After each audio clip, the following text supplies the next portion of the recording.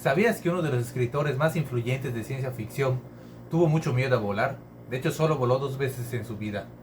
Hoy hablaremos de Isaac Asimov, uno de los escritores más influyentes de ciencia ficción con obras como Fundación o Yo Robot.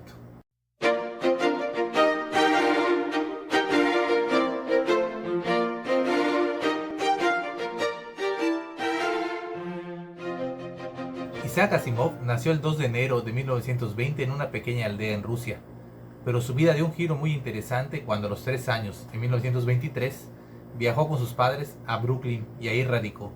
En Nueva York creció entre revistas y libros de ciencia ficción, de ahí surgió su amor por este género. A los 4 años ya sabía leer, por eso se convirtió en un escritor y lector muy joven desde pequeño. A los 19 años escribió su primer cuento, pero Asimov no solo era escritor, también fue un químico. Científico desde joven, se dedicó a dar clases de química y escribió varios libros y varios ensayos sobre ese tema. De hecho, colaboró en la Segunda Guerra Mundial.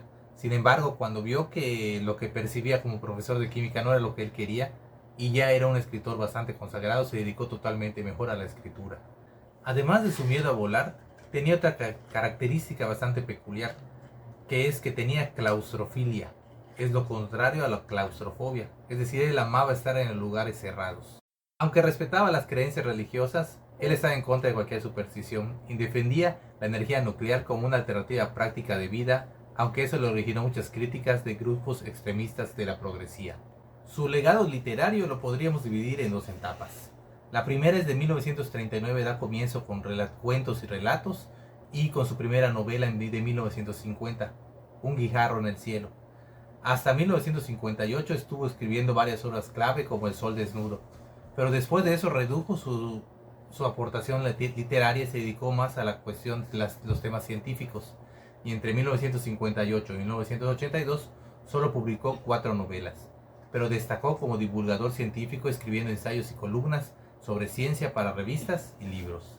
La segunda etapa comienza en 1982 con Los límites de la Fundación, expandiendo su famosa serie de La Fundación, conectándola con sus novelas de robots en un universo compartido. Creó varios conceptos como las 3 leyes de robótica, la psicohistoria y el mismo término robótica que es aceptado en varias enciclopedias. Lo que nos enseñó Isaac Asimov es que el futuro no solo se predice, también se puede construir. Y una muestra de su genio es este extracto de una entrevista de 1988, donde ya deduce el impacto que tendrá el Internet en nuestras vidas. Once we have outlets, computer outlets in every home, each of them hooked up to enormous libraries where anyone can ask any question and be given answers, be given reference material, be something you're interested in knowing. From an early age, however silly it might seem to someone else, that's what you're interested in. And you ask, and you can find out, and you can follow it up. And you can do it in your own home, at your own speed, in your own direction, in your own time. Well, I love the vision, but what about the argument that machines, computers, dehumanize learning? Well, as a matter of fact, it's just the reverse. It seems to me that it's through this machine that for the first time we'll be able to have a one-to-one relationship between information source and information consumer, so to speak. Well, in the old days, you used to have tutors for children. A person who could afford it would hire a pedagogue, a tutor, and he would teach the children, and if he knew his job, he could adapt his teaching. But how many people could afford to hire a pedagogue? Most children went uneducated. Then we reached the point where it's absolutely necessary to educate everybody. But the only way we could do it is to have one teacher for a great many of students, and in order to organize the situation properly, we gave them a curriculum to teach from. So we either have a one-to-one relationship for the very few, or a one-to-many relationship for the many. Now, there's a possibility of a one-to-one relationship for the many. This revolution you're talking about, personal learning, it's not just for the young, is it? No, that's a good point. No, it's not just for the young. That's another trouble with education as we now have it. It is for the young, and people think of education as something that they can finish. Finished with school, I'm no more a child, and therefore anything that reminds you of school, reading books, having ideas, asking questions, that's kid stuff. Now you're an adult, you don't do that sort of thing anymore, you see? And in fact, like prison, the reward of school is getting out. Well, what's wrong with it is you'll have everybody looking forward to no longer learning, and you make them ashamed afterwards of going back to learning. If you have something like this, then anyone, any age, can learn by himself, can continue to be interested. There's no reason then, if you enjoy learning, why you should stop at a given age. People don't stop things they enjoy doing just because they reach a certain age. They don't stop playing tennis just because they turn 40. They don't stop with sex just because they turn 40. They keep it up as long as they can if they enjoy it. And learning will be the same thing. The trouble with learning is most people don't enjoy it because of the circumstances. Lo más fascinante de Isaac Asimov es el pensamiento racional que tenían los personajes que él manejaba y no se dejaban llevar por solo sensaciones. Ya sea en los misterios de la bóveda de acero o en los debates de la fundación, el ganador siempre era el más lógico, el que más se podía deducir que iba a ganar.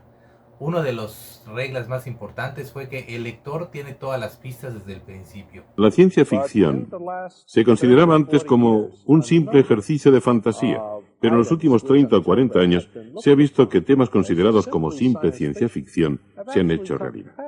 El hombre ha llegado a la Luna. Tiene robots y computadoras que trabajan para él, de modo que la imaginación del escritor de ciencia ficción acerca. Puede que realidad y ciencia ficción se acerquen, pero nunca se alcanzarán, ya que la misión del escritor es la de ir más allá. Cuanto más avance la ciencia, más lejos estará la base desde la que despega la imaginación del escritor de ciencia ficción. No creo pues que se alcancen nunca, pero hoy ya no puede considerarse la ciencia ficción como algo para tomar a broma. Pero su obra no estuvo carente de críticas. Había algunas críticas hacia él, por ejemplo, porque no incluía extraterrestres, a pesar de que muchas de las grandes obras que manejaba siempre se desarrollaron en grandes galaxias o universos lejanos, pero siempre llenos de humanos. Cuando le preguntaron por qué no había tantos extraterrestres, él comentó que en uno de sus primeros cuentos, Homo Sol, los humanos entran en contacto con seres humanoides, pero su editor en ese tiempo, John Campbell, a él le encantó el cuento. Sin embargo, él veía a la humanidad desde el punto de vista eurocéntrico, o sea, como un hombre blanco. Para él eso era ser humano. Entonces él decidió mejor no poner extraterrestres y hacer galaxias de humanos donde los conflictos culturales y raciales no existieran. Otra crítica que recibía de sus obras era que no tenía personajes femeninos fuertes e impactantes. Él mismo admitió que cuando era joven carecía de estos personajes femeninos tan fuertes precisamente por su juventud y su falta de experiencia. Pero cuando fue creciendo y fue haciendo otras obras, ya tuvo personajes femeninos poderosos como Susan Calvin en Yo Robot, Arcadia en Segunda Fundación o Bliss en Fundación y Tierra. Mujeres que no solo enriquecieron las historias, sino que dejaron huella en su género. ¿Conoces la obra de Asimov? Cuéntame cuál de tus obras es su favorita, y si no has leído, este es el momento ideal para empezar a leerlo. Saludos.